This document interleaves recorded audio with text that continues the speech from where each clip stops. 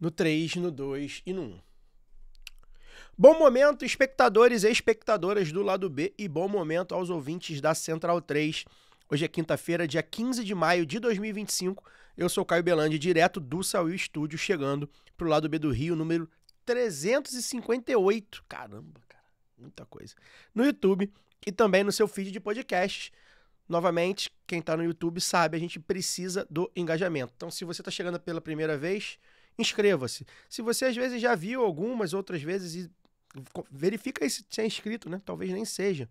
Dá o like. É muito importante pra gente deixar o like e é uma defasagem que a gente tem. Muita gente assiste sem deixar o like, enfim, porque esquece, porque não liga muito e tal. Então, das primeiras coisas que é importante você fazer, like. Deixa seu comentário também, se tiver perguntas sobre o tema que a gente vai conversar aqui, com o nosso convidado, enfim. A gente deixa à vontade aí, a gente quer que vocês interajam, compartilhem nos grupos de WhatsApp, compartilhem nas redes. Pra gente é muito importante esse engajamento. Mais um programa feito em parceria com o escritório Normando Rodrigues Advogados, a quem a gente agradece demais pela moral de sempre. Hoje o time está desfalcado, o Daniel Soares está de volta, mas a Laura Ramos está passeando pelo mundo e o Fagner Torres Lima vai chegar daqui a pouquinho só para o segundo bloco. Hoje a gente recebe aqui Natan Carminati, advogado do escritório Normando Rodrigues e assessor jurídico do Sindipetro Norte Fluminense, para bater um papo sobre pejotização à luz do julgamento do STF sobre o tema. Enfim, Natan, muito obrigado pelo seu tempo disponibilizado.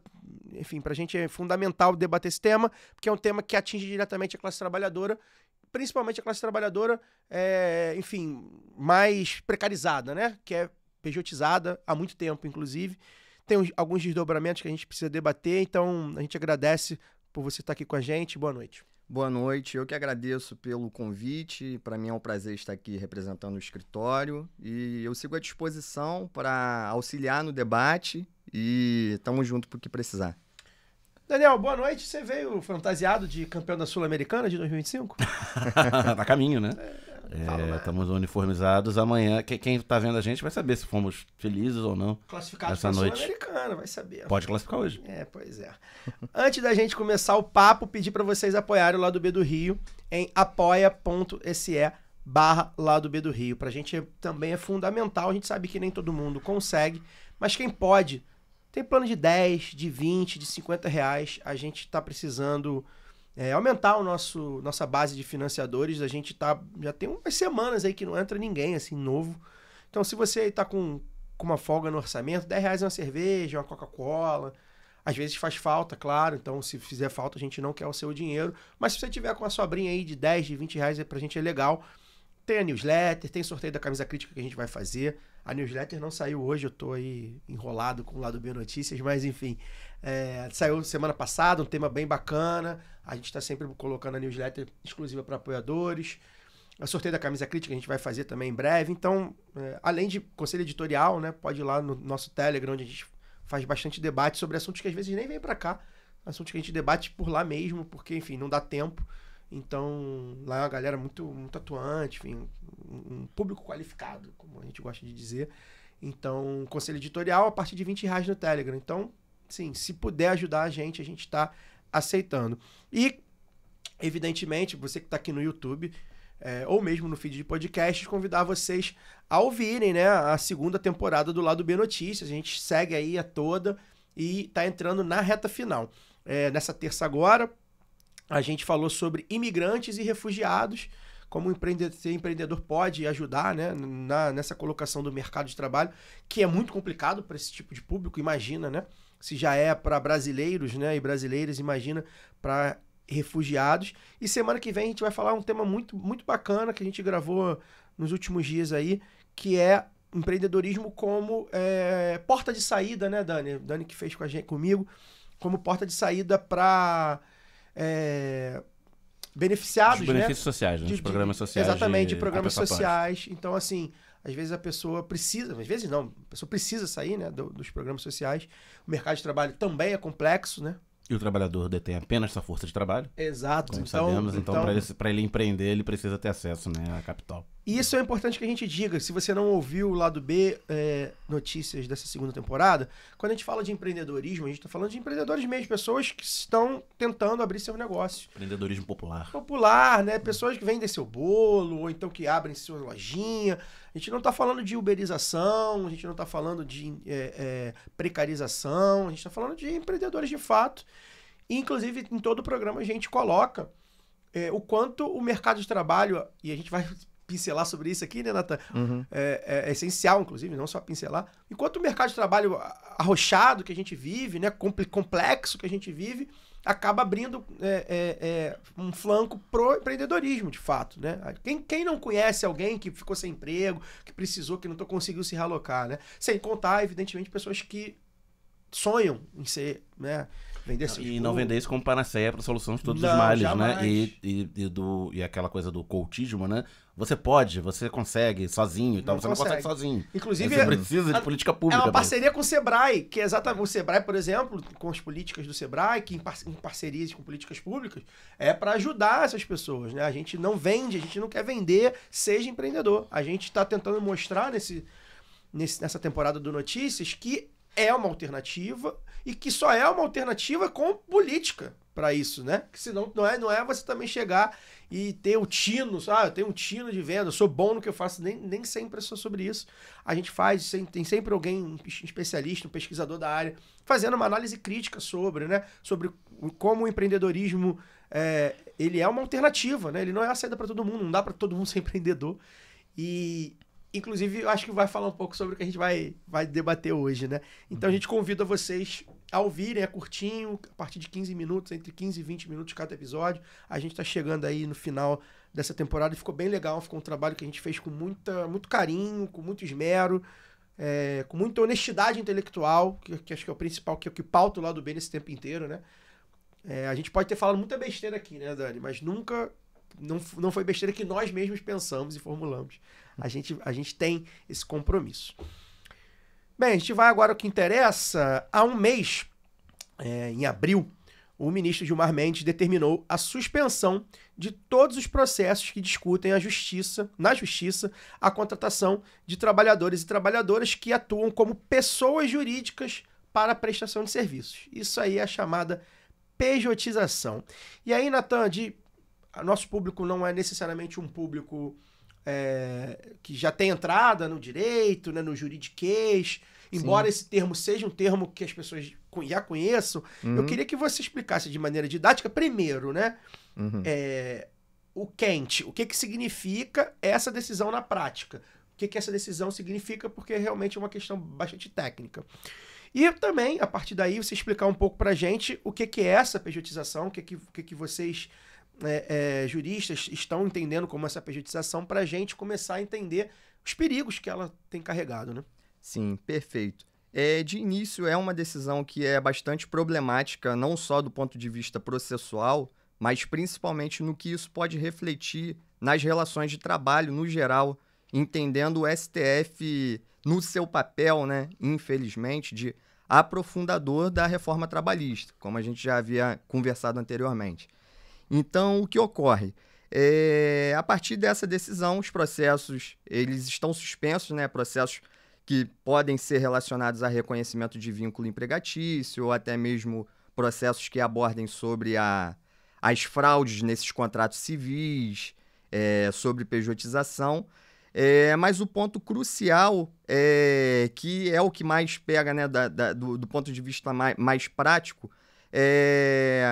o esvaziamento da Justiça do Trabalho, em primeiro lugar, né? Porque existe uma possibilidade no julgamento de repercussão geral passar a competência do julgamento desses casos para a Justiça Comum, uma justiça que não por assim dizer, preparada para lidar com as especificidades do mundo do trabalho, né? Principalmente nessas condições precarizadas. É um aprofundamento também das questões relativas à terceirização, embora não diretamente, mas o próprio ministro Gilmar Mendes, ele utiliza como base os julgamentos referentes à validação da terceirização irrestrita para poder suspender esses processos. E, por fim, as questões relativas a, de fato, validar formas de contratação que são um subterfúgio para que os patrões continuem suprimindo direitos trabalhistas. Então, pensando pragmaticamente, a reforma trabalhista ela já foi um baque, já foi um balde de água fria na classe trabalhadora e ela foi um conjunto, né, por assim dizer, bem simbólico de mudanças legislativas de todo um contexto neoliberal de ataques frontais aos direitos sociais. Agora, o STF, em relação a diversos julgados, ele intensifica ainda mais esses problemas da reforma trabalhista e dificulta ainda mais até o acesso à justiça dos trabalhadores para poder contestar essas questões. Então, é muito problemático. Inicialmente, a gente já vê um impacto muito grande na suspensão dos processos pelo aumento da morosidade na resolução desses casos. Geralmente, um trabalhador que recorre à justiça para poder buscar, né, o seu reconhecimento de vínculo, ele já está numa situação muito frágil. Então, geralmente, são trabalhadores que foram precarizados na sua prestação de serviço, não foram corretamente remunerados, não fizeram jus aos direitos que a CLT dispõe, né? E existe também toda essa problemática de esvaziamento da justiça do trabalho, que aí é todo esse caos que a gente vê a gravidade da situação quando os próprios juízes eles vão contra uma decisão da STF. Lembrando que a justiça do trabalho é uma justiça que, infelizmente, vemos no cotidiano muitas decisões também pró-patrão, infelizmente tem essa tendência, né? Mas até mesmo por esse esvaziamento da competência, os próprios magistrados da Justiça do Trabalho estão tendendo a ir contra essa definição do ministro Gilmar Mendes, né?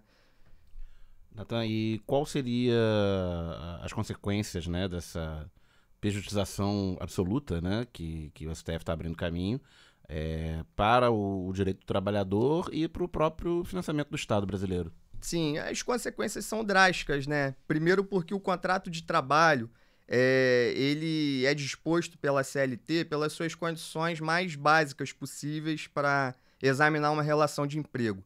Então, se é possível, através de um instrumento jurídico, né, um contrato civil validado, né, se o STF realmente seguir por esse caminho, definir a possibilidade de contratação de pejotização irrestrita, basicamente o direito do trabalho é esvaziado. Não só a justiça, o acesso à justiça, mas a própria aplicação. Então, na prática, um trabalhador ele cria um CNPJ, ele presta o seu serviço para algum empregador como fosse um empregado, mas sob esse manto da pejotização ele acaba não fazendo jus ao 13º, às férias remuneradas, descanso semanal remunerado, as questões previdenciárias, as questões também referentes ao FGTS.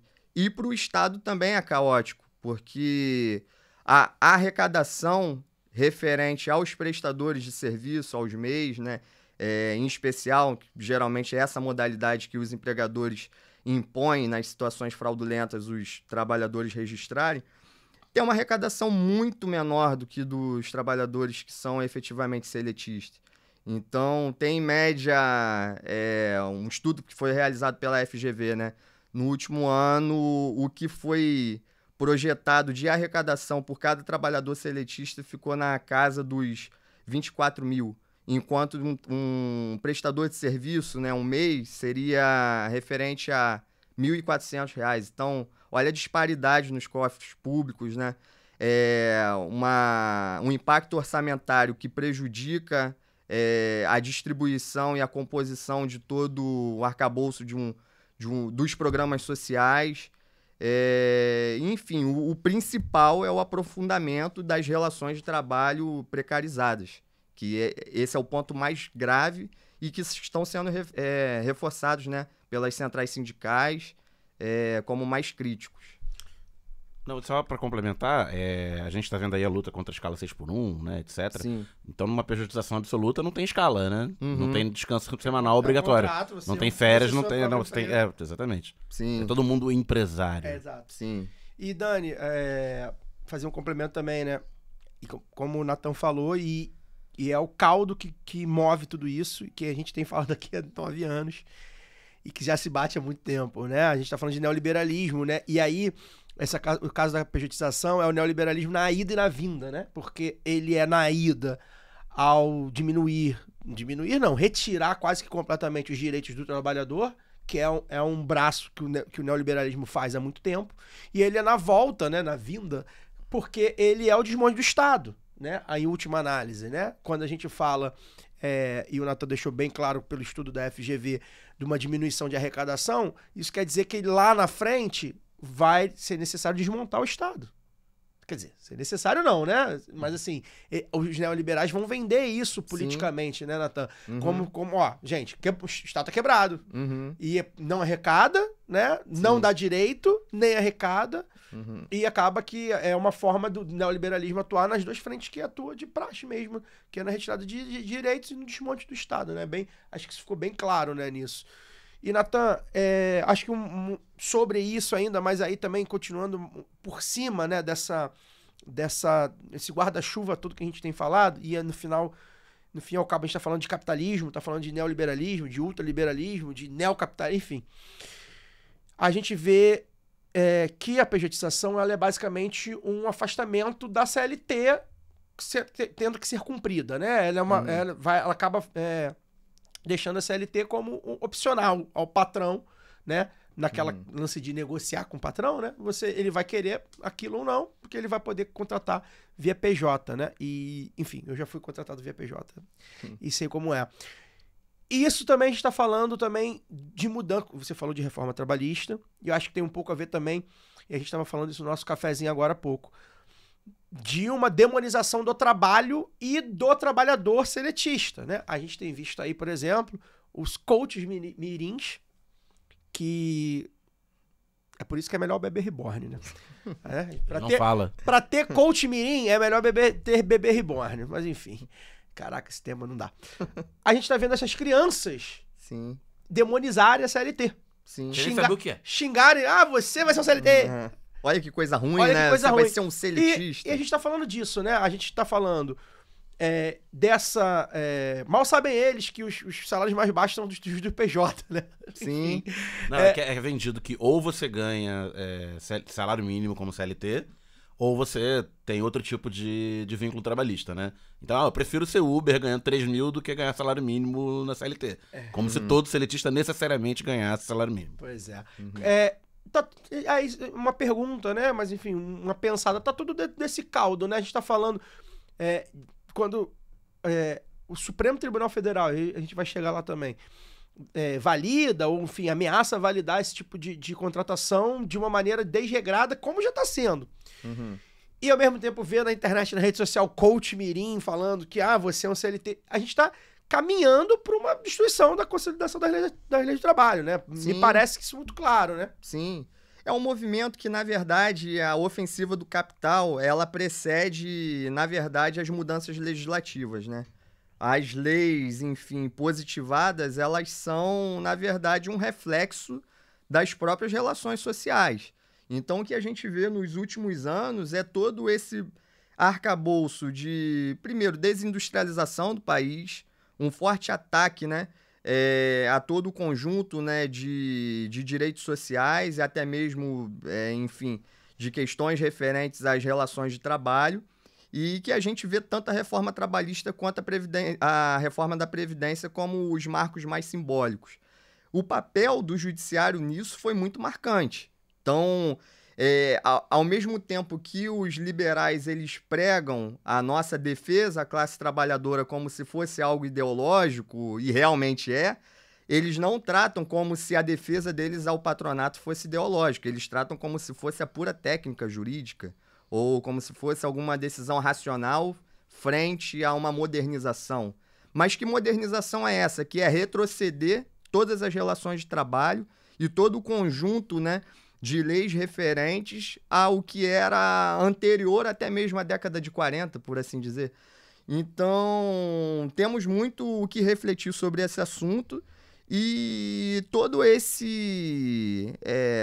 enfim, essa influência ideológica para propagar um desmonte das leis trabalhistas, da proteção social e de todo o sistema de seguridade, eles estão no mesmo bolo. Porque é dessa forma com que se desacredita, de fato, nos investimentos públicos, né? Você citou um exemplo claro, por exemplo, do mecanismo de privatização.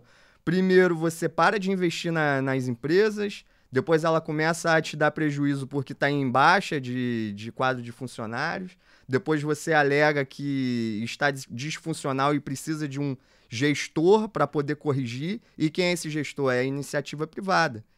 Dentro de todo esse bojo de desindustrialização, privatizações, ataques à Previdência, ataques dos direitos sociais, ataques aos direitos trabalhistas, a pejotização é a pá de cal, porque ela é basicamente a desconstituição do que a gente tem como regramento das relações de trabalho, né? Então, assim, é muito complicado pensar e a gente precisa pontuar criticamente qual é o nosso papel, né, enquanto campo progressista, qual é o papel da atuação das entidades sindicais, enfim, para pressionar com que isso não seja efetivamente implementado. Lembrando que toda decisão judicial ela é motivada por questões políticas e principalmente econômicas. Tudo está interligado, né? Isso não brota na cabeça de um ministro e agora eu vou julgar sobre isso porque está chegando muita coisa na minha mesa e eu preciso resolver. Não é assim. Tem uma motivação econômica e ideológica por trás e que a gente precisa sempre pontuar. E muitas vezes o convencimento passa por seminários em Madrid, em Lisboa, em Nova Com York. certeza, com certeza. Principalmente se o ministro ele é dono de alguma empresa, né? Isso também E aí eu queria entrar sobre isso, né? Esse programa é uma homenagem ao meu amigo, nosso amigo, doutor Cláudio Henrique Vaz, que fala... Cláudio Virgulino. O CH Dr. Cláudio Virgulino. O CH, que fala, tem que falar sobre pejotização, isso é um escândalo e tal. E uma das coisas que ele fala muito, a gente acha curioso, ele é advogado trabalhista, né? E é uma questão que está posta, que o Cadu, que já esteve aqui com seu colega de escritório, que já esteve aqui com a gente algumas vezes também, aborda também, que é o papel do STF, né? Sim. E é curioso, porque como as coisas são contraditórias, né? A democracia liberal não é simples. Na semana passada, a gente fez um programa aqui com o Lenny Streck. Com o Lenny Streck, um jurista absolutamente renomado, enfim, foi um ótimo programa, inclusive. E a gente falou do papel do STF no julgamento dos atos golpistas. E é um papel, até então, digno, né? Um papel de proteção à democracia, pelo menos a democracia vigente, enfim, da Constituição. Porém, e aí onde entra o CH e o Cadu, e você provavelmente, mas eu quero te ouvir, o STF tem feito um papel de destruição dos direitos da classe trabalhadora. Ele tem ajudado isso. Não é o Gilmar Mendes não é um caso isolado, né? Não, de forma alguma. E aí, e como é que vocês, assim, veem, primeiro, o STF como o campo progressista, ter o STF como um campo, como um quadro, bastião da democracia, e o último caminho da barbárie completa da extrema-direita. Ministros nomeados pelo Fernando Henrique, pelo Lula, pela Dilma, pelo Temer. Não são os do Bolsonaro e do Temer só. Sim. E ao mesmo tempo, enfim, o STF como esse último bastião, para não deixar dar o golpe, e de fato, né? E ao mesmo tempo, internamente, sem muita repercussão, porque a mídia não repercute igual. Não. Destruindo, enfim, não fazendo questão nenhuma de assegurar o mínimo de direito à classe trabalhadora. Como é que você vê o papel da STF como um todo, enfim, exemplos que você tem, como é que você vê o Barroso mesmo cansa de dar declarações sobre isso. Ao mesmo tempo que na parte política, digamos assim, administrativa, constitucional, o Supremo faz um papel aí um pouco mais digno, né? Primeiro a gente precisa lembrar que foi com o Supremo com tudo, né? Então, aquela célere declaração e há de se separar o joio do trigo.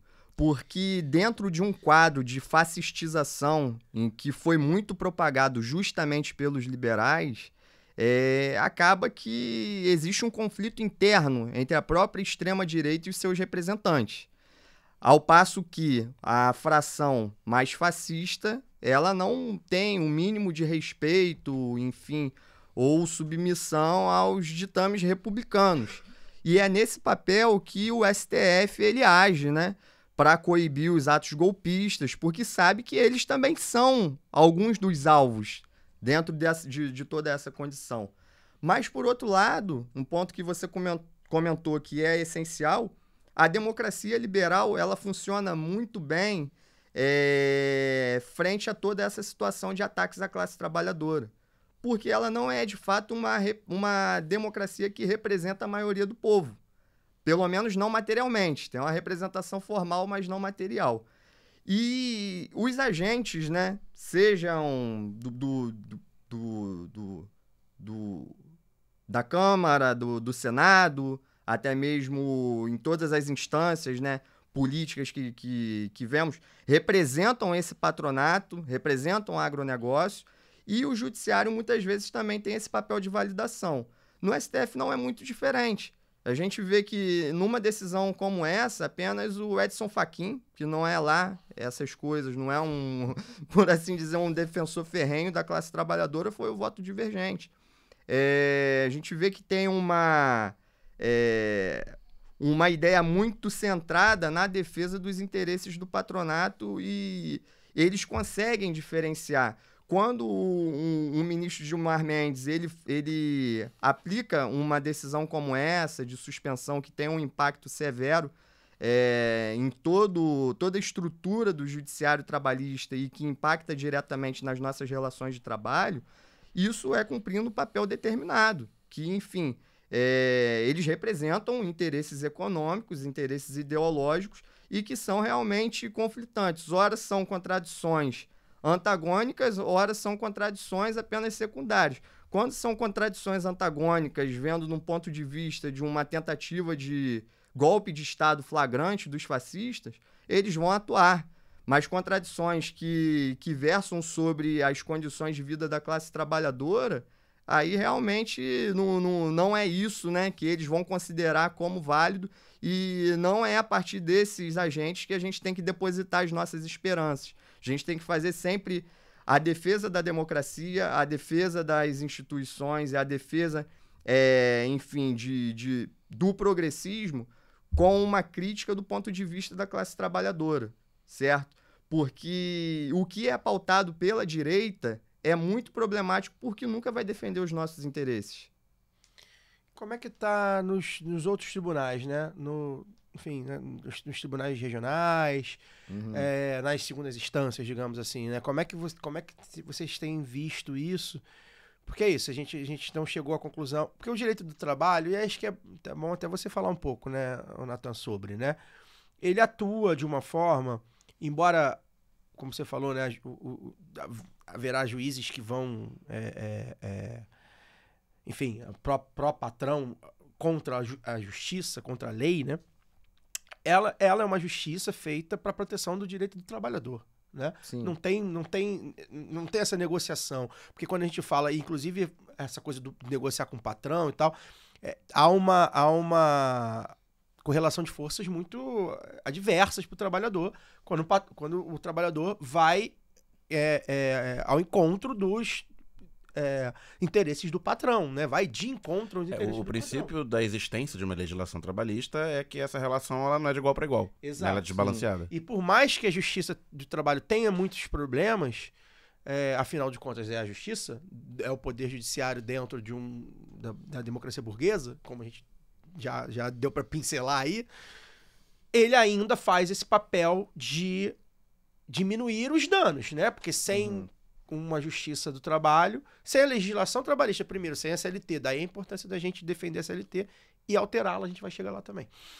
Mas com a CLT, né, com a lei lá para tentar equilibrar essa relação, e com a justiça para tentar equilibrar essa relação, ainda assim a gente vê que a relação quase nunca vai ser equilibrado. Então, como é que você vê o papel? Aí a gente desce, né, sai do STF. Como é que você vê o papel dos juízes, se tem movimentos de magistrados, dos tribunais? Esses dias eu vi desembargador falando, ou seja, para um desembargador falar contra o STF, inclusive falando que é inconstitucional, né? Imagina, um desembargador que, né, vamos botar aí que é embaixo, né? Se tivesse não tem uma hierarquia, mas supondo que tivesse, né? O Supremo é o Supremo, é a corte. E o desembargador falando, cara, isso não pode, né? Mas quem julga a inconstitucionalidade é o STF. Enfim, como é que você vê o papel dos desembargadores, né? Dessa segunda instância, dos outros tribunais? Se há algum movimento diferente do STF, se é o STF que está dobrando a aposta ou não, o STF só está indo realmente de acordo com o que se vê nas primeiras decisões, nas decisões mais primárias. Como é que você vê isso? Então, já tem, na verdade, né, há um bom tempo, um conflito entre a competência da Justiça do Trabalho e entrando em rota de colisão com o próprio STF, né, em que muitos magistrados eles acabam se sentindo frontalmente atacados, porque não é a justiça em abstrato que julga, né, são juízes, são desembargadores que vão se juntar para fazerem um relatório, um acórdão. Então, quando tem um conjunto de decisões que é frontalmente derrubado pelo STF, essa também é uma marcação de posição. E eu acredito que o ponto central seja a própria validação pelo STF da terceirização irrestrita. Fala um pouco também, então. Eu acho que é interessante pincelar sobre isso, até porque o próprio Gilmar Mendes cita isso nessa última decisão.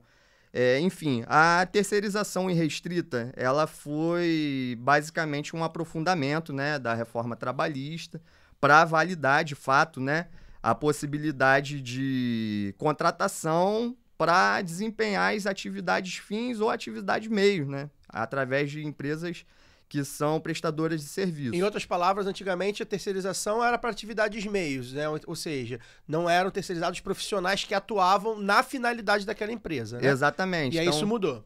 Exatamente. Isso foi validado pelo STF e de lá para cá, várias decisões, seja nas instâncias de piso ou até mesmo dos tribunais, elas relativizavam, dependendo do caso concreto, obviamente, né? Sempre tem que ter uma análise do caso concreto sobre a validade ou não da terceirização, e isso aumentou as demandas, né, através dos próprios recursos patronais ao STF.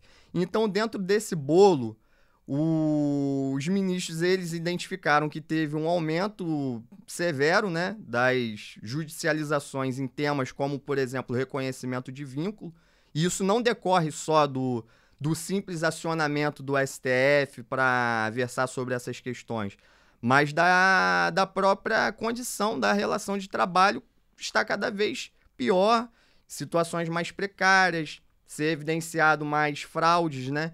Então, o trabalhador recorre à Justiça do Trabalho porque ele precisa, não é porque ele quer, não é porque ele resolveu acordar e vou prejudicar aqui alguém. Não é assim que funciona, né? Então, dentro dessa relação, eu acredito que houve um tensionamento entre a Justiça do Trabalho e o STF que se aprofundou. E agora, essa decisão, ela não é só uma marcação de posição contra a classe trabalhadora, mas contra a própria Justiça do Trabalho, em especial os magistrados e as associações de magistrados que têm uma tendência um pouco mais progressista do que os outros. Porque realmente não é comum juiz, que é uma categoria, uma classe tão burocrática, né, elitizada, eles não terem um consenso sobre uma situação. Mas é porque, de fato, isso compromete a própria atuação desses desembargadores e desses juízes. Porque realmente há o flagrante esvaziamento da Justiça do Trabalho e, enfim, nesse passo existem realmente algumas associações, por exemplo, as Amatras, a Anamatra, que inclusive encabeçaram alguns protestos, né? Acho que foi no último dia 7, na sede dos tribunais regionais, para criticar os efeitos dessa decisão. mas abordando especificamente sobre o perfil do judiciário. Não é muito diferente. Os juízes, eles também têm uma mentalidade pró-patrão. Eles são de orientação ideológica pró-mercado. E isso a gente vê não só nas escolas de formação dos juízes, mas até mesmo nas faculdades de direito.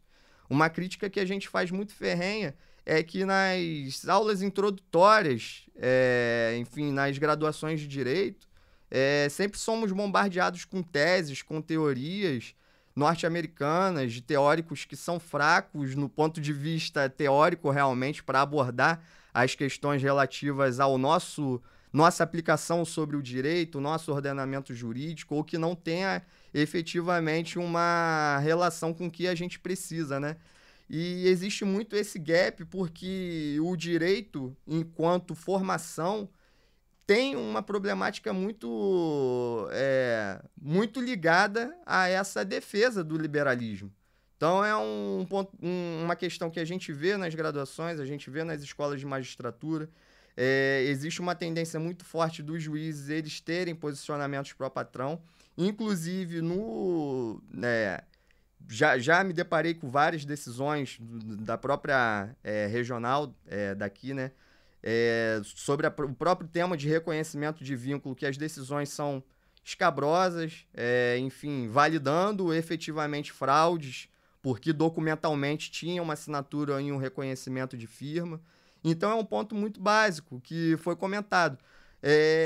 O direito do trabalho, do ponto de vista principiológico, principalmente processual, ele versa sobre uma disparidade na relação de emprego, né? Em que o trabalhador e o patrão eles não estão em pé de igualdade.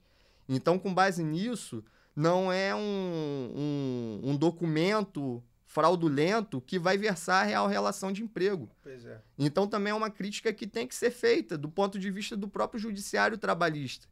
Em que ponto os juízes do trabalho ou os desembargadores do trabalho deixaram a situação correr a um ponto que o próprio STF foi acionado diversas vezes, né, repetidamente, sobre temas que não lhe competem.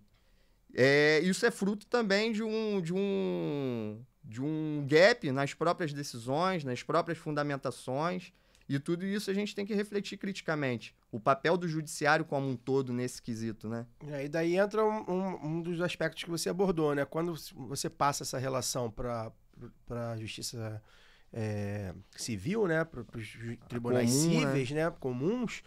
Primeiro que você tá, em tese, é empresa com empresa, né? A relação contratual de a minha empresa, que normalmente, sim, né? Grandes empresas que estão com a sua empresa, que é um MEI. Né? Então começa por aí. Uhum. E elas não estão. Nós, os empresários. Exatamente, uhum, né? E assim, eu já tive essa experiência e eu quero falar sobre isso também, porque tem uma parada e era uma pequena empresa e tudo, mas enfim.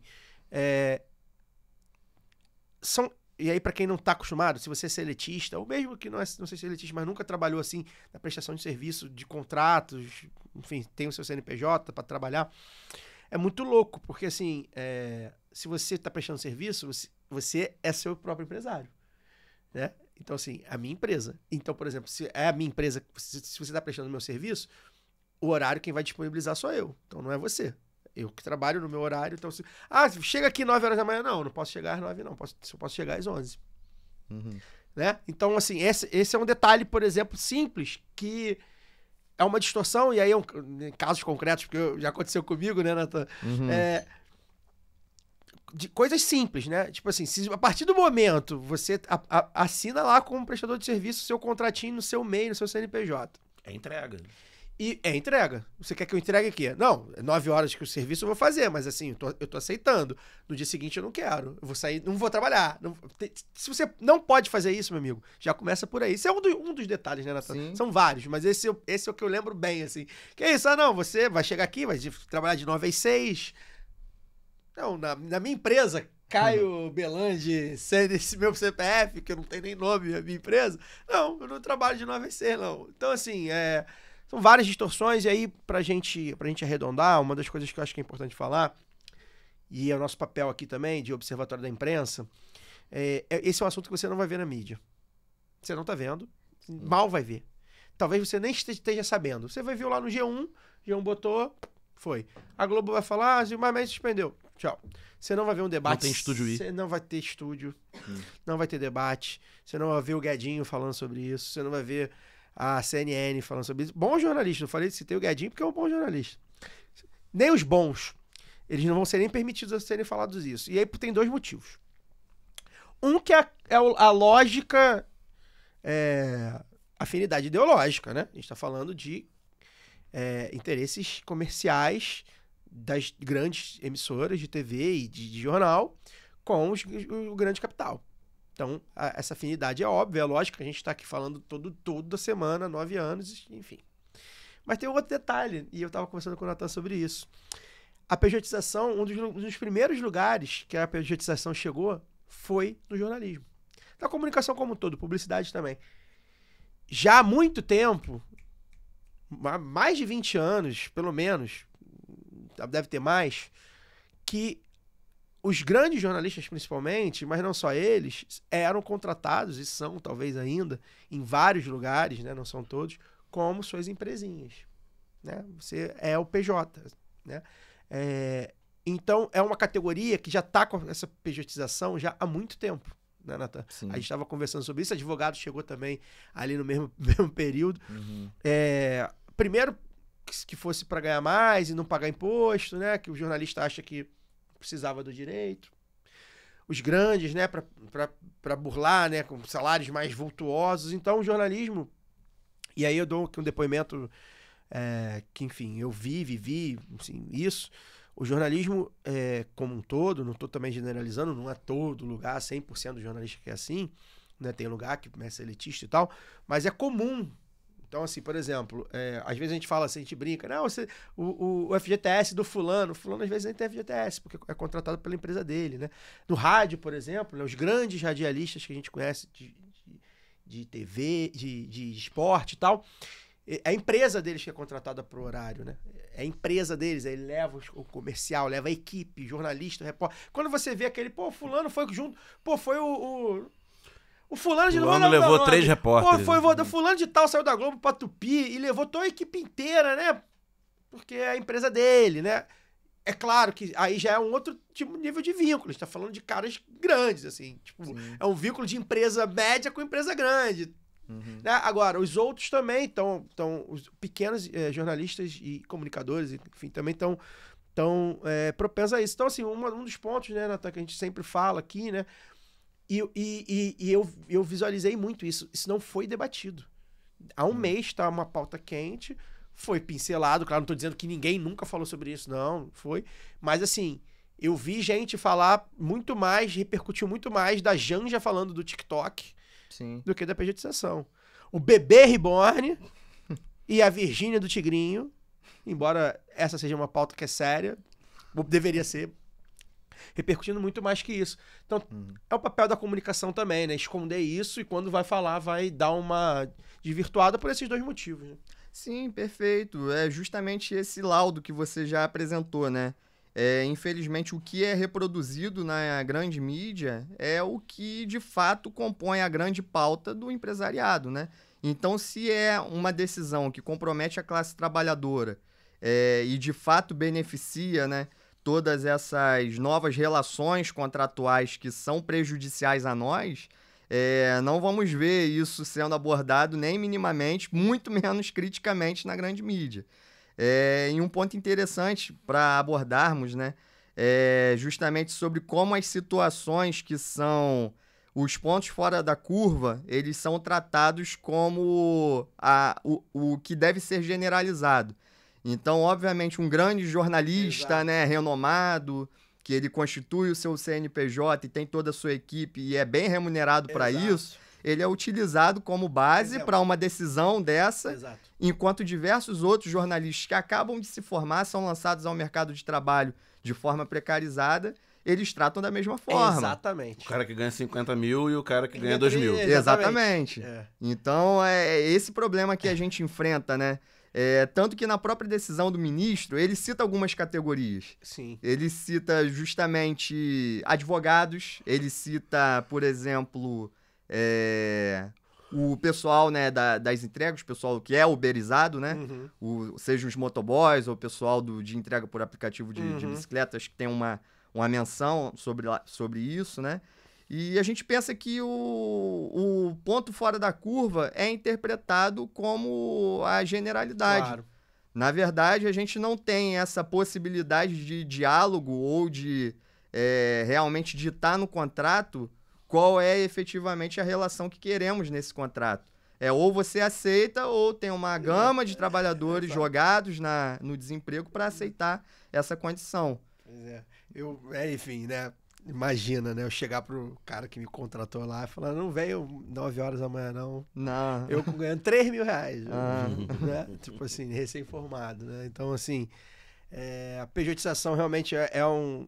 E assim, tem um outro assunto também, né? Que a gente pincelou sobre o fim da CLT e ouvia muito isso, né? Que é a coisa da educação financeira, né? Esses dias eu tive com alguém, cara esclarecido e tal, progressista e tal, e que falou, porra, FGTS, cuido eu.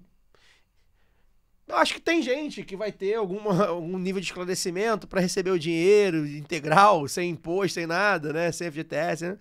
E poder cuidar da sua aposentadoria, né? Mas não tá à toa na legislação, né? É importante você ter esse colchão, né?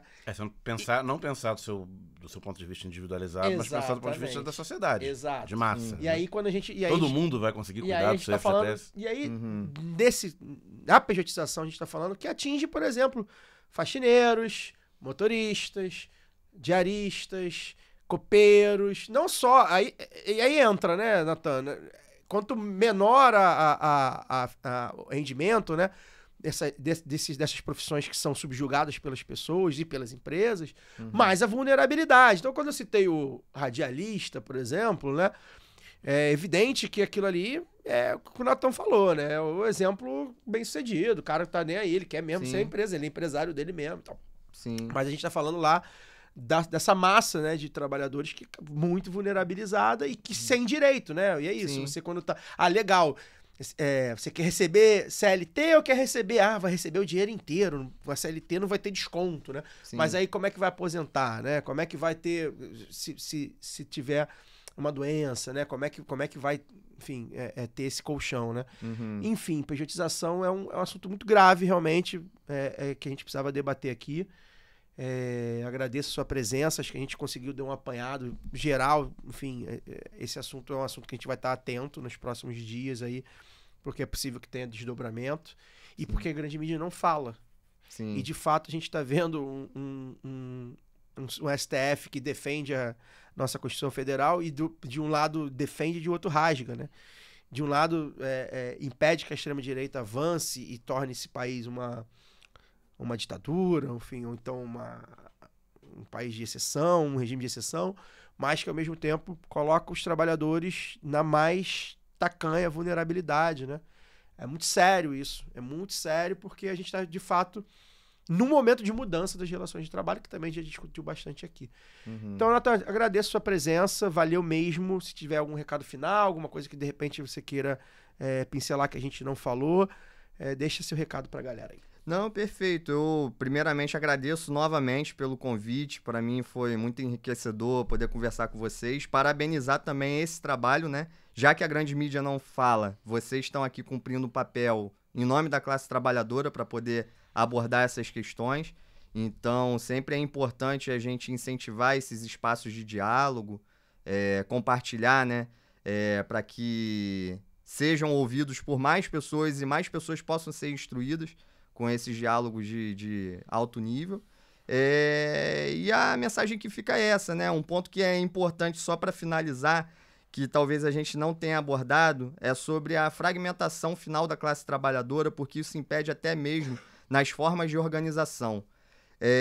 A gente vê que, historicamente, o trabalhador, quando ele é jogado à marginalidade e individualizado, é muito difícil ele conquistar mudanças, como foi ventilado, enfim.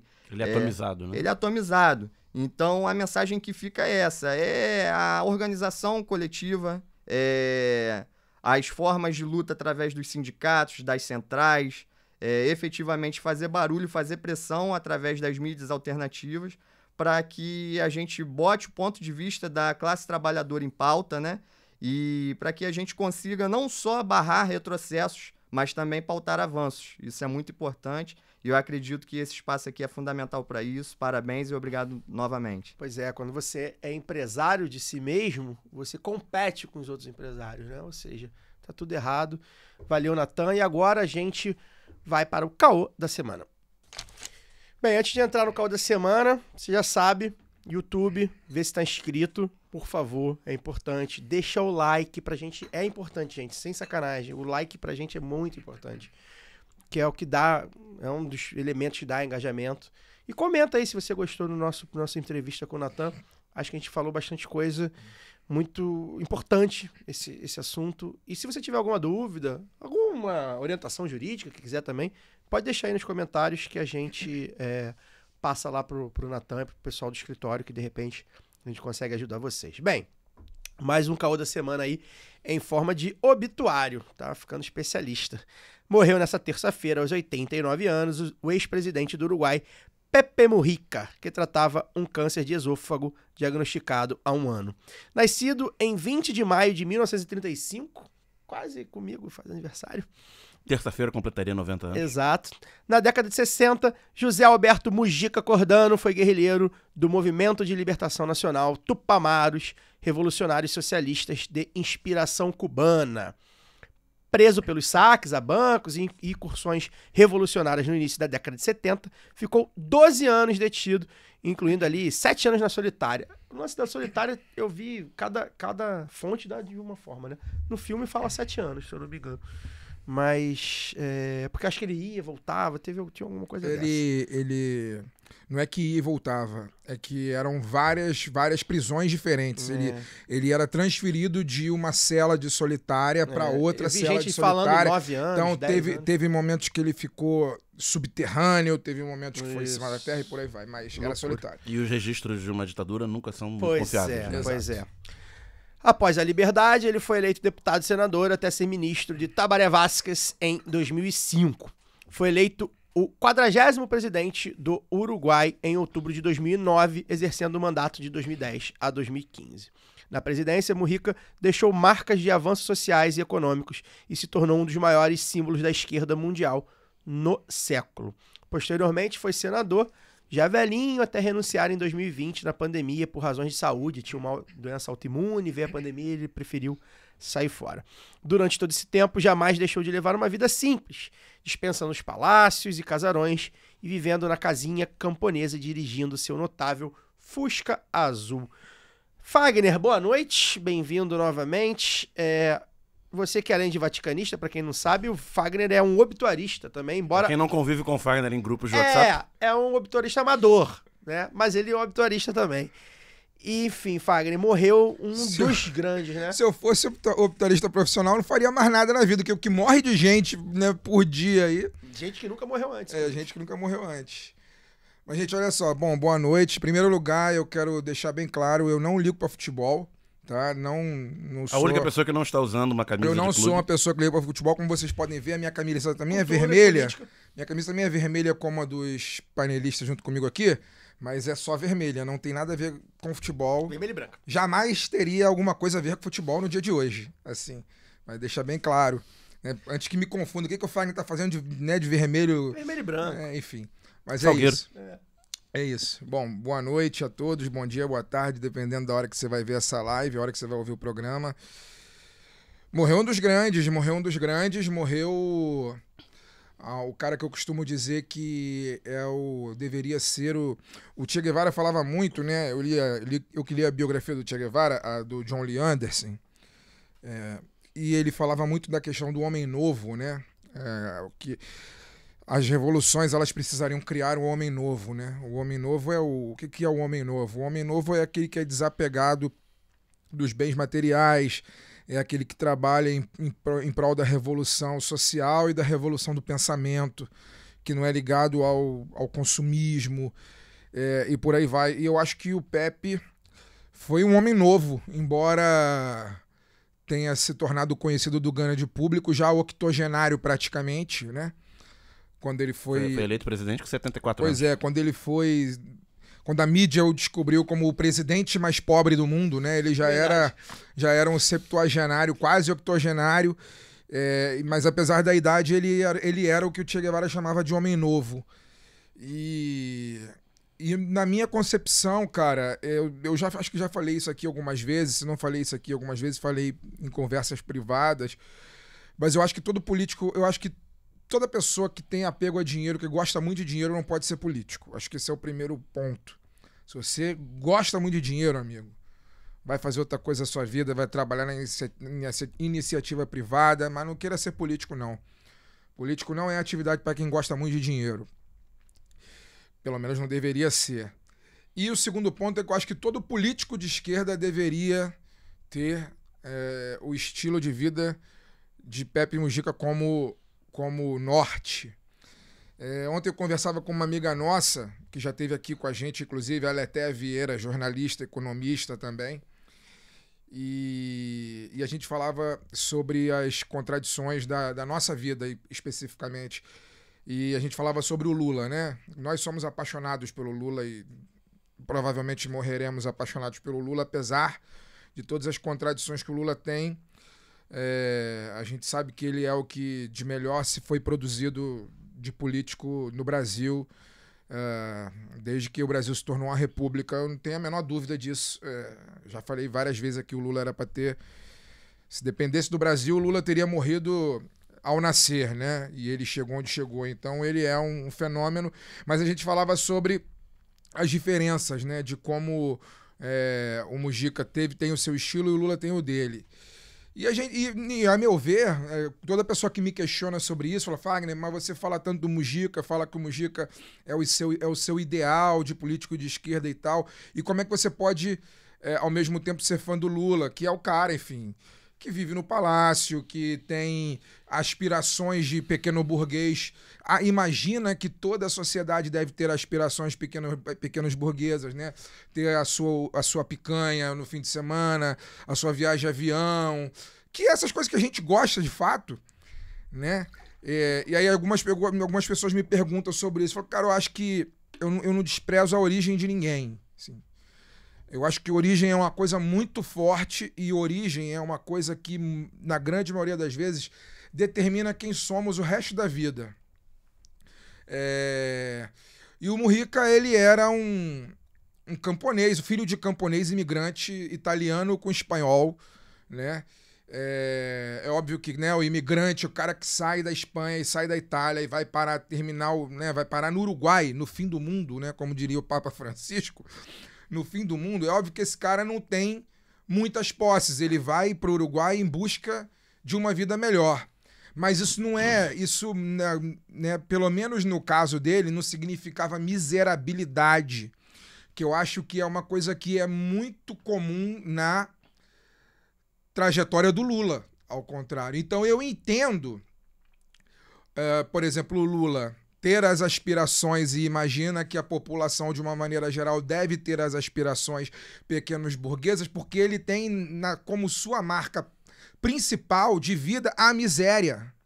Ele é um cara que nasceu e pro Brasil oficial, ele já deveria ter morrido ali, ao nascer.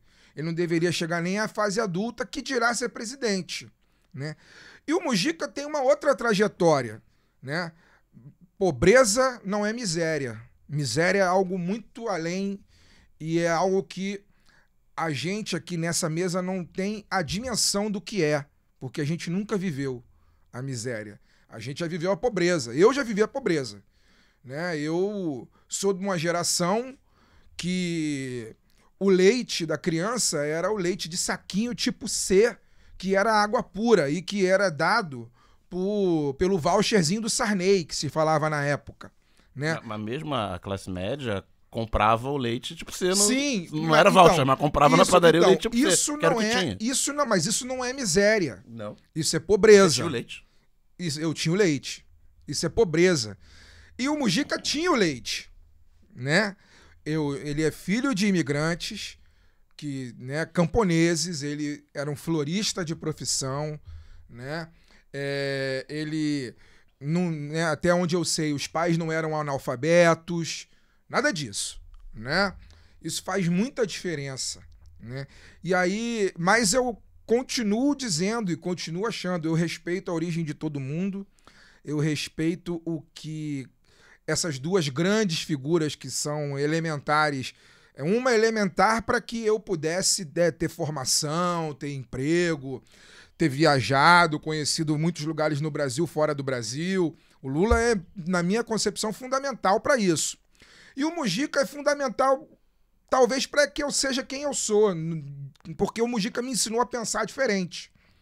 Até eu conhecer o presidente mais pobre do mundo,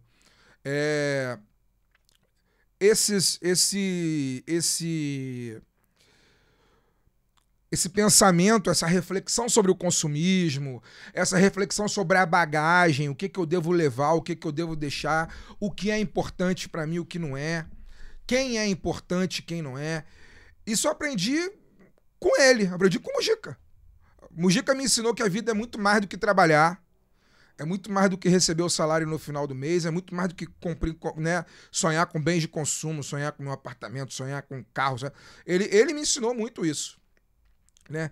Então eu acho, cara, que no momento atual, no mundo que a gente vive, de neoliberalismo, isso que a gente fala toda semana, o neoliberalismo desenfreado, um individualismo total, né? O Brasil é um país muito diferente do Uruguai. Quem já esteve no Uruguai, né, que tem um pouquinho de percepção, nota as diferenças claras. É um país muito, embora, né, fronteiriço, é muito diferente.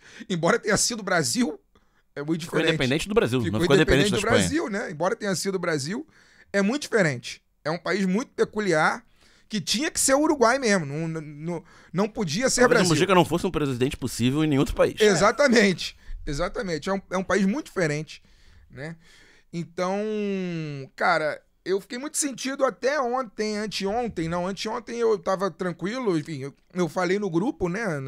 Nós estamos na quinta, eu falei no grupo na segunda-feira, quando eu vi a entrevista da Lucia, falando que ele estava de final, até Daniel falou, não, mas ele já tá dizendo que tá de final há um ano. Eu falei, Daniel, a fala dela é muito mais enfática e muito mais resignada. Não, em janeiro ele falou que ele tinha parado de tratar. E a segunda-feira ela falou que ele estava em cuidados paliativos. Pois é, eu falei, Daniel, é muito mais resignada e muito mais enfática a fala dela. Eu acho que não vai demorar muito. E é isso, 24 horas depois ele morreu. E aí eu fiquei bem ok, assim, falei, cara, ele tinha 89 anos, ele morreu praticamente com a idade da minha velha, né? Minha velha morreu 1 ano e meio atrás, com 88, eles tinham a mesma idade, ele era um pouco mais velho que a minha velha faria 90 em outubro agora, e ele faria semana que vem, né? Então ele tinha 89 anos, ele já estava doente, já tinha abandonado o tratamento, já sabia que não tinha jeito. Então eu fiquei ok, falei, porra, é foda, enfim, perdemos o cara, mas é isso, o corpo vai, mas as ideias ficam e as ideias vão ficar para sempre. Mas ontem, quando eu vi a cena, quando eu vi o caixão pela primeira vez, a bandeira do Uruguai, a bandeira da Frente Ampla, aí eu falei, caralho, que merda, puta que pariu, tanta gente ruim pra morrer velho, né? Porque é isso, né? Tem gente ruim velho e tem gente ruim novo. Se alguém me perguntar, mas enfim, tem um monte de velho aí dando as cartas no mundo. A gente, né? O mais famoso dele está aqui ao nosso norte e não tem uma gripe, né? Dizem que pegou a porra da Covid no auge da pandemia. No primeiro mandato ainda. No auge da pandemia e não consta que não sentiu. Não, sentiu. Sentiu? Sentiu, ficou. Parece que ele teve medo e tal, enfim, mas. Né, como vocês podem ver, recuperou. Mas tá aí. Foi eleito 5 anos depois, tá aí. Foi eleito de novo. E a gente perde os nossos, né? A gente vê os nossos indo embora, mas o que vale é isso, assim, o Mujica foi, mas ele deixou muitos ensinamentos e a mensagem que ele passa vai ficar aí pro resto da vida. E o que eu acho que é mais bacana ainda, né? Porque eu percebo isso muito diferente de outros expoentes políticos de esquerda no Brasil e no mundo. Mujica, apesar de seus 80 e blau, quase 90, parece que a grande parte dos seus seguidores são jovens, né? Ele toca a juventude de uma maneira que a gente não vê com tanta frequência. Não são todos os políticos da idade dele que tocam. Ele é uma figura inspiradora. Muito inspiradora, muito ele diferente. Ele é uma figura que, a meu ver, tem tudo a ver com a juventude, porque o que é a juventude? A juventude é o sonho, né? E você vê um velho falar, né, que o trabalho não é tudo, que a gente, né, não pode gastar a nossa vida naquilo que não vale a pena. Porra, isso é um discurso muito jovem, né? E aí eu acho que é por isso que ele toca tanto jovem e a gente que imagina que o jovem é a locomotiva das transformações da humanidade, é bom que a gente tenha uma figura como ele para poder tocar tanto o coração da juventude. Eu acho que essa coisa do estilo de vida dele, acho que é bastante simbólico e é bastante inspirador, né? Mas ao mesmo tempo, e aí talvez venha daí a comparação com o Lula, não quero entrar, acho que o Fagner já entrou. Ao mesmo tempo, a gente entende que por ser a origem que ele tem, o país que ele, enfim, que ele tem, as coisas que ele defende, né? O Mujica era um socialista. Ele era um socialista. Ele era amigo do Lula, ele era um socialista. O Lula nunca foi um socialista. Para ficar no Lula, né? Tem outros tantos exemplos. Então, assim, para além do Fusquinha Azul, eu acho que ele colocou essa coisa do jeito simples, ele colocou numa escala bem ampla, né? A ponto de chamar a atenção da mídia. Ele colocou o Uruguai no mapa, gente. Sim. Com todo respeito ao Francesco e ao Abdul Varela, ele colocou o Uruguai no mapa. Não se falava do Uruguai. E ele tem avanços sociais e econômicos importantes, como a gente falou na entrada. E aí ele tem a questão de legalização de aborto, de legalização o governo da Frente Ampla como um todo, né? Que foram 15 anos desde o Vasco e agora antes, voltou. Exato. Ele tem um legado muito forte, político, partidário, eleitoral. E esse estilo dele, ele colocava aquilo enfim, levava à 10ª potência. Mas, ainda assim, eu concordo com o que o Fagner fala, da coisa o recado final que ele dava era o recado final que ele mostrava, né? Então, quando ele falava... E aí ele tem, ele deve ter pelo menos, assim, umas 40 frases que eu já vi do Mujica, e eu falei, caralho, esse velho era foda mesmo. Entre elas, várias dessa do não ter apego às coisas. Não sou pobre, eu só tenho coisas suficientes pra elas não tirarem minha liberdade. Ou seja, para algumas pessoas vai ser o Fusquinha Azul, para outras vai ser, de repente, uma palhozinha, né? Igual a do Boulos, né? Que agora já não é mais. Corsa. O Boulos era o Corsa. Era Corsa? Corsa. Sabe, é isso, não precisa ser um Fusquinha, mas vai ser um carro normal, né? Não precisa ser uma casa no campo, pequenininha, mas pode ser uma casa, né? Acho que o recado que ele passava era esse. O fato dele gostar de coisas muito simples tem a ver com várias outras coisas que eu acho que é legal, era simbólico. A coisa do Fusquinha Azul era muito simbólica. A coisa dele com a cadelinha. Até a cadelinha dele, coitadinha. Cadelinha de 3 pernas. Que tinha três patas. Foi atropelada por ele. Pois é, toda uma história de humildade que ele gostava. Ele se sentia bem assim. Mas qual era o recado que ele passava e que a imagem dele passava? Era o recado que é o fundamental pra mim, que é o recado a gente não precisa de muito. Pra viver bem. A gente não é voto de pobreza. Não é voto de pobreza. É voto de viver com o suficiente. Exato. Eu quero o socialismo e eu mostro como eu acho que poderia ser o socialismo. Né? Um carro, uma casa.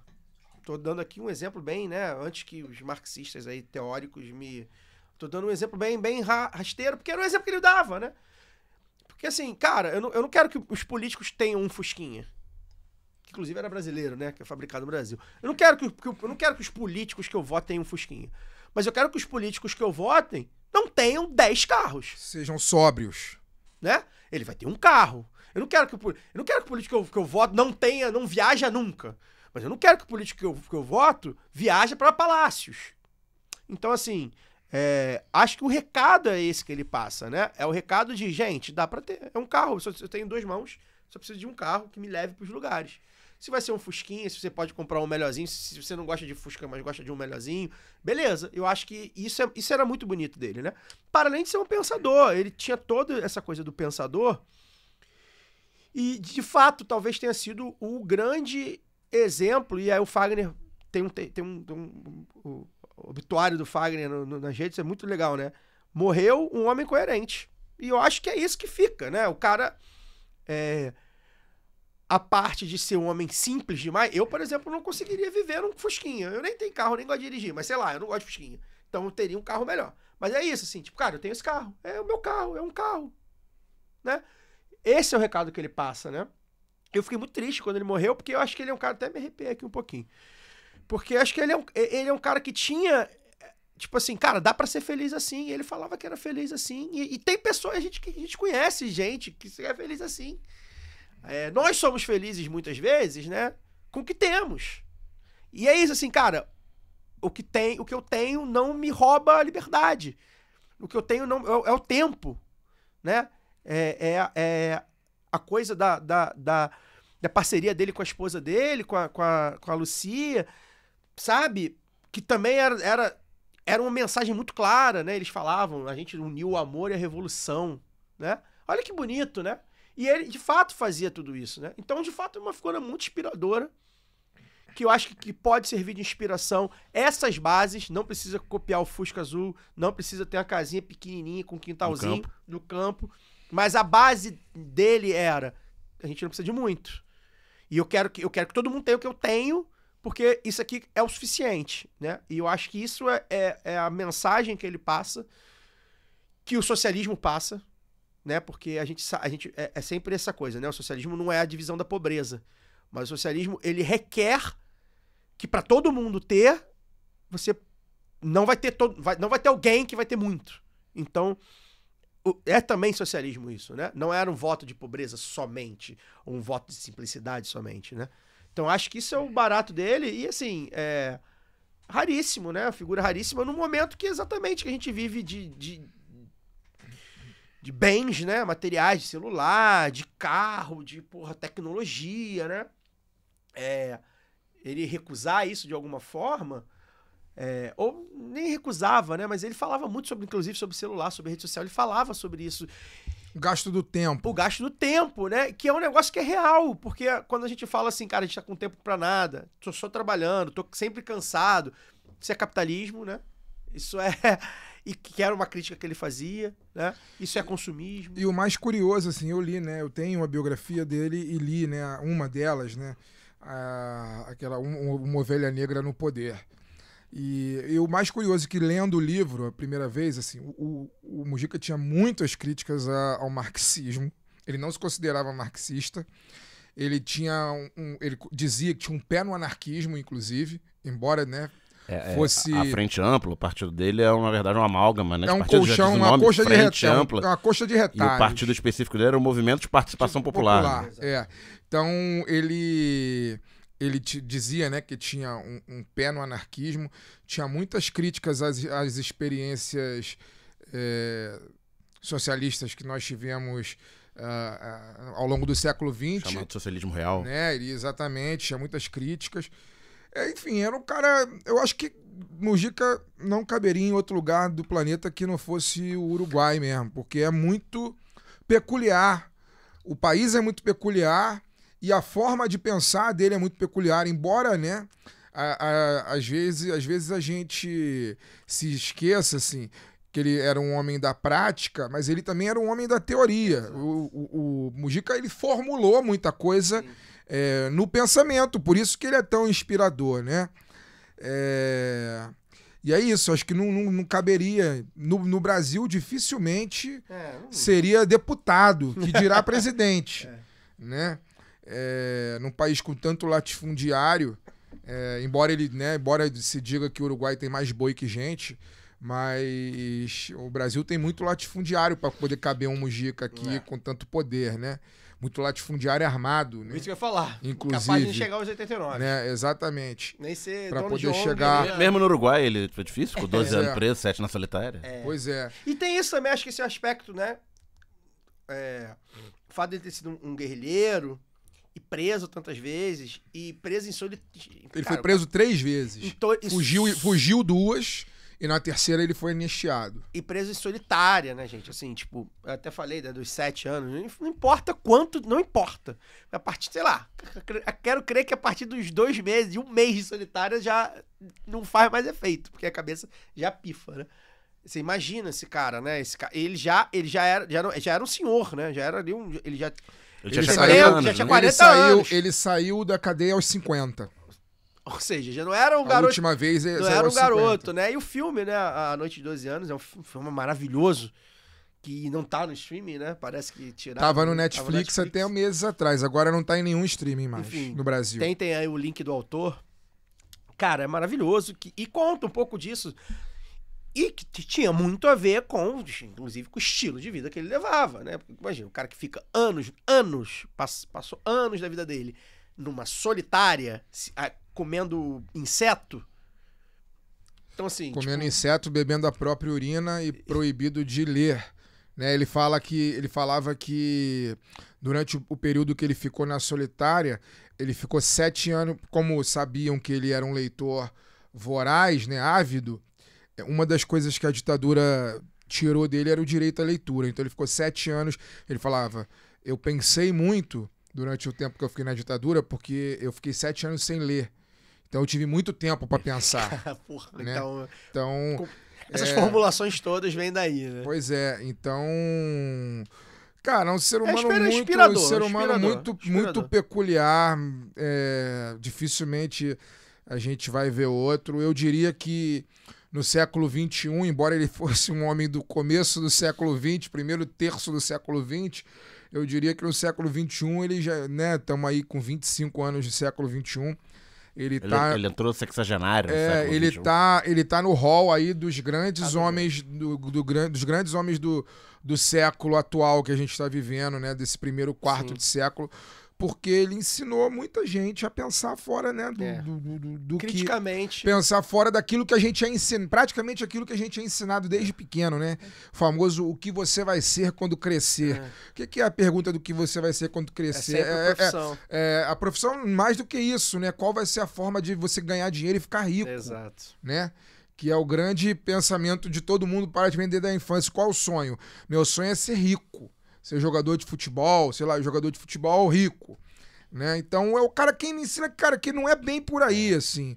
A gente tem uma vida que pode ser longa, média ou curta, e o que a gente faz com o tempo dessa vida, né? A gente tá... O trabalho é só uma parte da nossa vida. O trabalho é só uma parte, né? Os bens de consumo...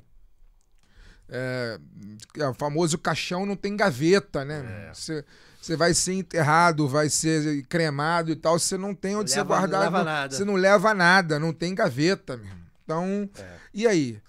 Então acho que é isso, cara. Muito, muito inspirador, muito triste, mas é o ciclo da vida. E outra coisa que eu acho também que é muito importante, talvez para finalizar a minha parte, que ele ensina, né?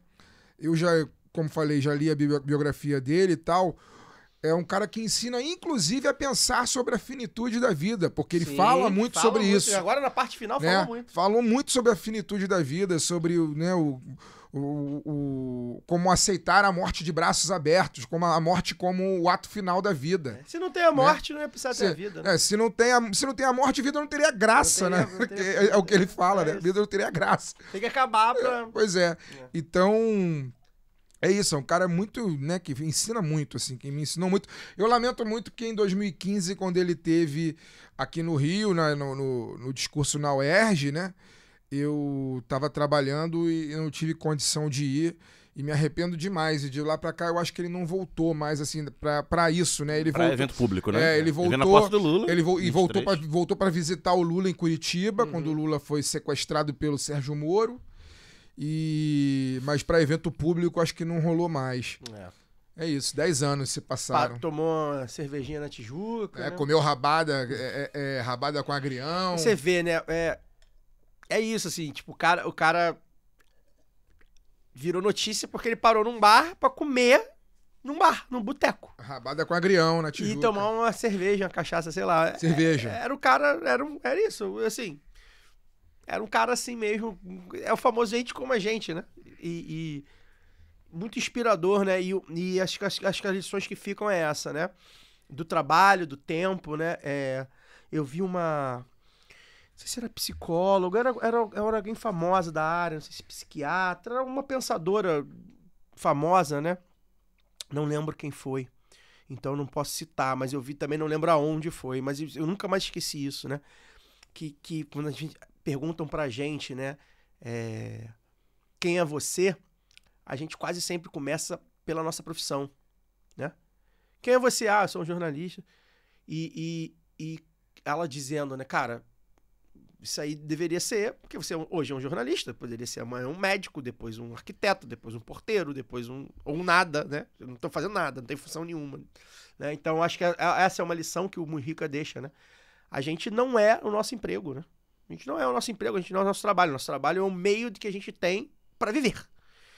E isso é uma crítica, talvez a maior e melhor crítica ao capitalismo e a mais aderente, né? Porque dificilmente você vai ver alguém da classe trabalhadora não concordando com isso, né? Você é muito mais, você é pai, você é mãe, você é amigo, você é irmão, você é mulher, você é homem, enfim, você é muito mais do que seu trabalho. E a outra lição, e eu citei aqui uma vez o Olívio Dutra, ano passado, quando eu vi a imagem do Olívio Dutra indo na cozinha solidária, ajudar as pessoas vítimas da enchente no Rio Grande do Sul. Aos 80 blau. 80 blau. E às vezes eu me pergunto muito, vale a pena? Pô, tô fazendo isso aqui, tô falando, tô me desgastando. Será o que de Bolsonaro, será o que de Lula, será o que de Trump, será o que de capitalismo? Eu fico, pô, será que vale a pena? E aí eu vejo o Olívio Dutra. E aí eu vejo o Mujica. Morreu no último dia. Enquanto ele pôde falar, ele falou contra o capitalismo de alguma forma, né? Embora talvez ele, como o Fagner falou, o Fagner que leu a biografia dele, talvez não fosse um socialista, né? Mas era um anticapitalista, claramente, né? E ele morreu... Socialista não era um marxista. Ele morreu... mas é mais voltado ao anarquismo, né?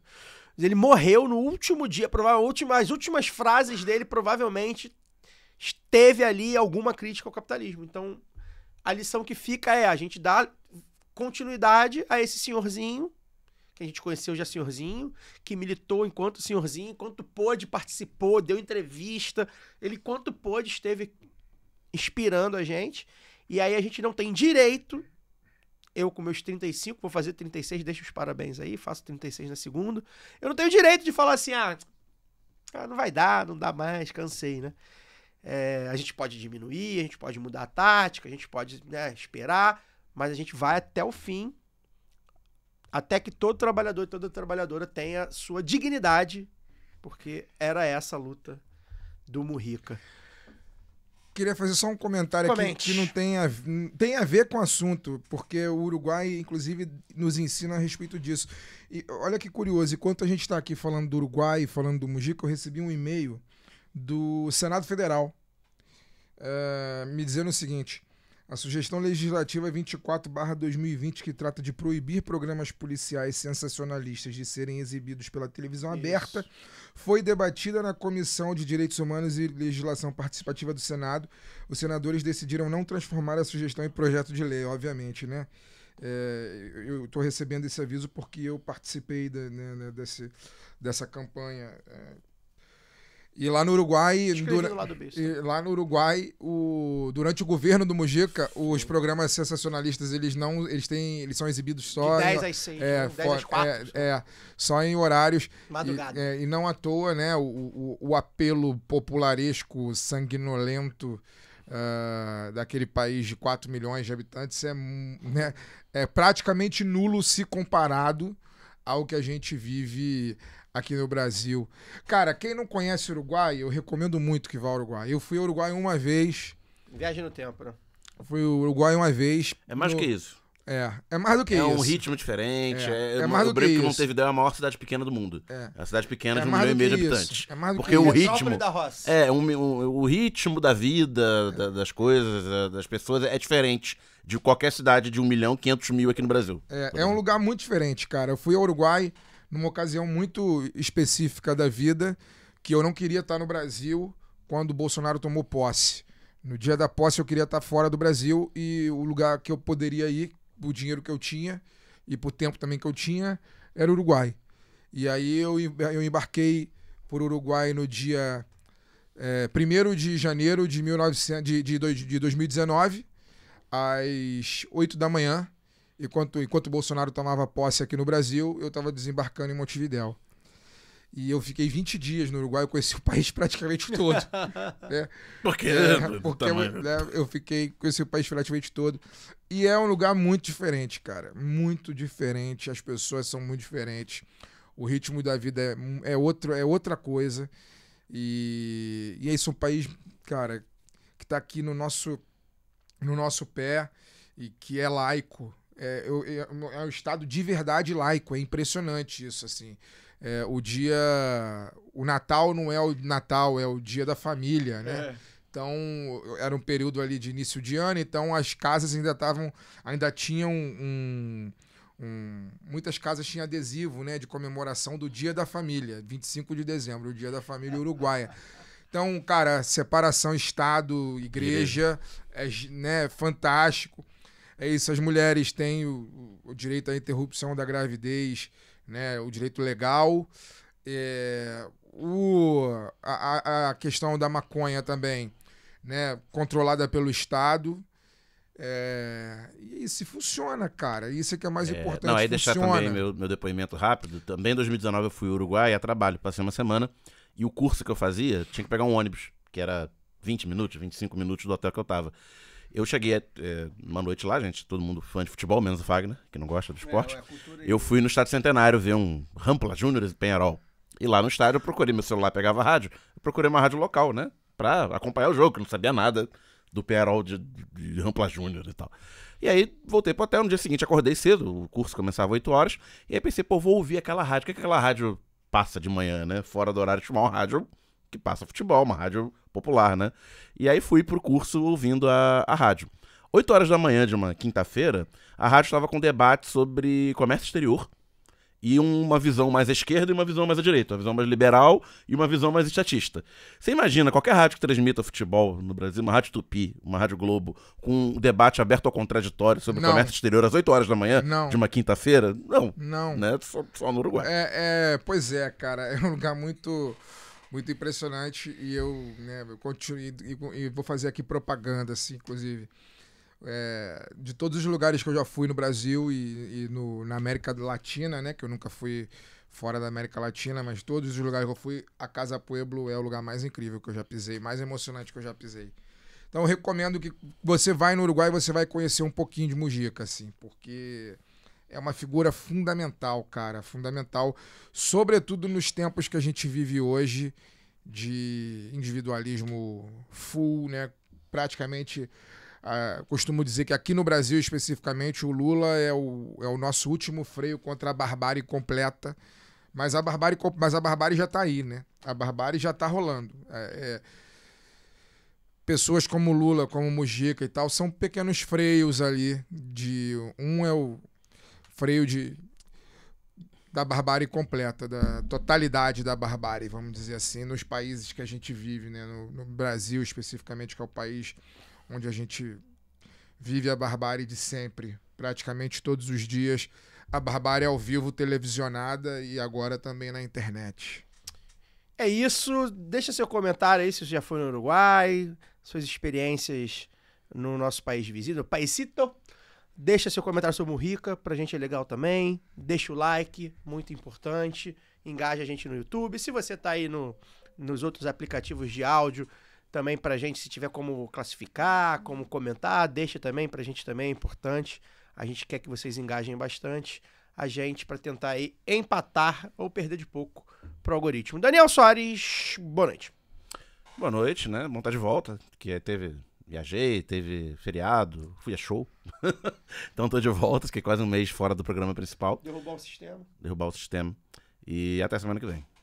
Fagner Torres, agora você nos deixa durante umas semaninhas. 3 semanas. Maravilha, vai pra campo. Obrigado, boa noite. Boa noite, Desbravar o Brasil. Bom dia, boa tarde, é isso. Tô fora nas próximas 3 semanas, volto na semana do dia